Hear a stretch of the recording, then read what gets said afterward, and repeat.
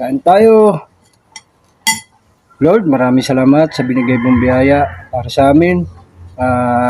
Sana'y i-bless nyo po ito at basbasan nyo po ito upang makapagbigay ito kalakasan sa aming katawan, hindi lamang physical, pati na rin spiritual. Ang lahat ng ito'y aking dinalangin sa pangalan ni Jesus na makapangyarihan sa lahat. Amen. Kain tayo mga idol.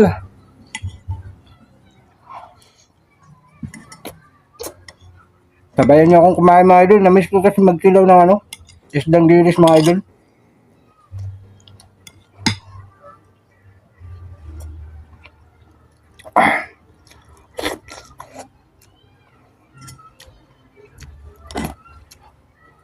Sarap talaga ng kilawang dilis.